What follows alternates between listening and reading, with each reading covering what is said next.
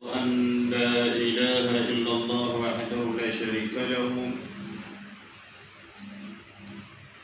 شهادة تنجي من قالها من العذاب والنار. ونشهد أن سيدنا محمدا عبده ورسوله أرسله للشباب قوة وللفتيان هداية وللبشر نورا ورحمة، صلوات ربنا وسلامه عليه وعلى آله وصحبه أجمعين. أما بعد،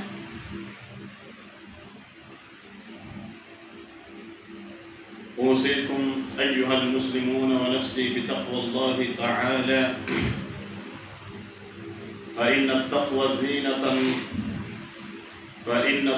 زينة للشباب وحسن الفتيان ونور النشأة والمجتمع. هذا kumshukuru Mola Subhanahu wa Ta'ala na kumtaka rehema na amani mtukufu daraja Bwana Mtume Muhammad sallallahu alayhi wa ala alihi wa sahbihi wa sallam. Najusia nafsi yangu pamoja na kuhusia waumini wenzangu juu ya swala zima la kumwogopa Mola Subhanahu wa Ta'ala.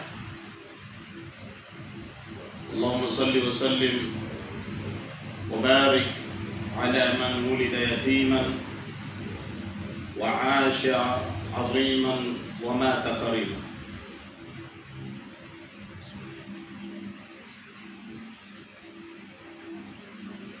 Upendo katika imani. Khutba ya leo tungependa kuzungumza kwa taufiki ya Mola Subhanahu wa Ta'ala kuhusu mabarobaro ambayo kwamba wameweza kuinukia na dini, mabarobaro ambao kwamba wameweza kulelewa kiimani, mabarobaro ambayo kwamba wameweza kuwa na nguvu ya Uislamu. Mwenyezi Mungu Subhanahu wa Ta'ala katika kitabu chake kitukufu Al-Qur'an Al-Karim aliwasifu wale mabarobaro vijana katika suratul Kahfi kwa kusema innahum fityatun amanu bi rabbihim wa zidnahum huda. Mola Subhanahu wa Ta'ala aliwasifu vijana kwa sifa ya imani. Hakuna vijana au mabarobaro ambao kwamba wameenda kusifiwa kwa sifa ya nguvu ama kwa sifa ya akili ama kwa sifa ya ujanja, bali Qur'ani imewasifu vijana kwa sifa ya imani. Innahum fityatun, Mola Subhanahu wa Ta'ala wasifu wale vijana wa ashabul kahfi, hakika ya wao ni vijana, ni mabarobaro. Amanu bi rabbihim, wamemwamini Mola wao. Walipomwamini Allah Subhanahu wa Ta'ala na imani ilipokuwa na nguvu katika vifua vao, Mwenyezi Mungu Subhanahu wa Ta'ala akasema wazidnahum huda, Allah akawaongezea nuru ya uongofu.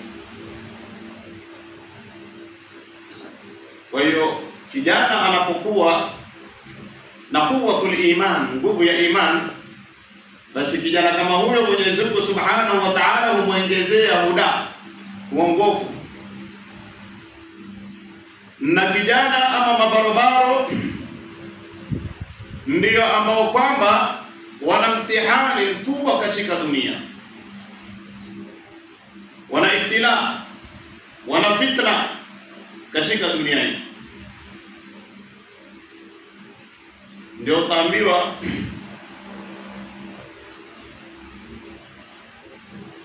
inna fitrata shababi hiya a'zamu marahili al-umri fiha taqwa ash-shahawat, ama fiha taqwa ash-shahawat wa tashtaddu al-gharaiz wa yanshaghilu al-fityani bi fitani ad-dunya wa zinatiha. Barobaro ili asimame kama barobaro wa Kiislamu, ili asimame kama barobaro mwenye quwwatul iman, nguvu ya imani, wa kuna mtihani mkubwa ameupitia, wa kuna mitihani mengi ameyapitia, kwa sababu wewe barobaro ndio uliolengwa na shaitani. Wewe barobaro ndio uliolengwa na nafsi yako mwenyewe, na wewe barobaro ndio uliolengwa na wale maadui wa Uislamu. Kwa sababu kunapopatikana mabarobaro, kila kitu kimeweza kupatikana kwa njia rahisi. Inna fitrata shabab, hakika wakati wa ubarobaro, fitra ya mabarobaro, umri wa ubarobaroni, hiya a'zamu marahil al-umri, ndio umri mkubwa sana, ama ndio umri wenye matatizo makubwa. Barobaro ndiye anaipata hii fitna. Sasa ukiweza kuepuka fitna kama hii ya shaitani, fitna ya shahwa, kuenda na shahwa zako zinazotaka, basi utakuwa umefaulu.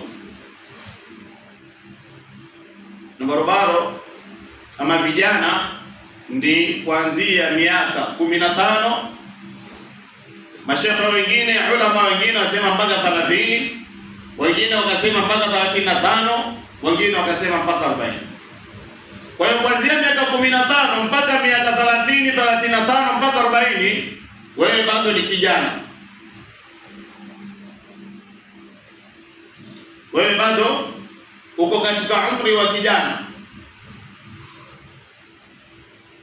Sasa huo umri wako kuanzia miaka 15 mpaka 30 au mpaka 35 mpaka 40, kwa sababu mashaka hapa hawakusimama na kauli moja. Kauli ya mwisho kabisa mashaka walisimama kwamba barobaro ni kuanzia 15 miaka mpaka 40. Sasa tushike lile la mwisho, tuache hii 15 mpaka 30. Tuache 35 mpaka, tushike kuanzia 15 mpaka 40 ndio barobaro. Pamoja kuna hadithi nyingine Mtume sallallahu alaihi wasallam alipoulizwa siku ya kiyama watu watakuwa hali gani, akasema watu wote watafufuliwa wakiwa vijana. Akaulizwa vijana na umri gani, Mtume sallallahu alaihi wasallam akasema miaka 30. Kwa hivyo watu siku ya kiyama watafufuliwa wakiwa na miaka 30, ikiwa hiyo ndio ubarobaro uko hapo. Kwa hivyo ikiwa watafufuliwa kwa miaka 30, hapo ndio age ya ubarobaro. Ndio mashaka wengine wakasema ubarobaro kuanzia 15 mpaka 30. Mashaka wengine wakasema mpaka 40. Na Mtume Muhammad sallallahu alaihi wasallama alishukushiwa wahi akiwa na miaka 40. Alipewa khitamu ya kuanza da'wa yake akiwa na miaka 40. Mashaka wasema si kwamba ati kwamba hapo ndio barabara, asema miaka 40 ndio kukamilika kwa akili. Hatumaanishi huko chini huna akili, lakini unapokuwa miaka 40 ndio unakuwa machua. Yaani akili yako imetulia. Wa alaykum salam. Akili yako imekamilika, sasa waweza kushauriwa ukatoa ushauri wa akili iliyotulia. Unaweza kushauriwa ukatoa ushauri wenye kusaidia watu. Kwa hiyo barobaro ama vijana, na tukisema vijana ama barobaro sana pia wewe uko ndani. Usione ni vijana wa kivulana peke yake. Tukisema mabarobaro au vijana, ina maana msana pia na wewe kuanzia miaka 15 uko ndani mpaka kwenda 40 ama mpaka 30. Wewe bado pia ni kijana. Mwanamke kuanzia miaka 15 mpaka 30 wewe ni kijana. Pamoja na kuwa mwanamke hadhi yake kubalighi haieleweki, hata miaka 10 mwanamke anaweza kuwa ashabalighi. Miaka 10 mtoto wa kike anaweza kuona hadhi yake na kwa tayari amebalighi. Vijana kidogo uchelewa, waweza kubalighi akiwa na miaka 15 kwa kuona ndoto. Na wasana nao pia huona ndoto, wengine wako pia huona ndoto. Kwa hiyo ile alama ya kubalighi ima kuona hedhi ama kuota. Na utakapoota sometime unaweza kuota ukapata pia na maji yale ya madafu. Kaona ukiona maji ya madafu na umeota lazima uoge. Wajaba alayka al-ghusl. Ikiwa umeota wewe lakini hukuona maji, basi si lazima kuoga. Iwe ni barabara, iwe hata mtu mzima. Umeota lakini ukiamka ukiangalia mbona niko sawa, basi si lazima kuoga.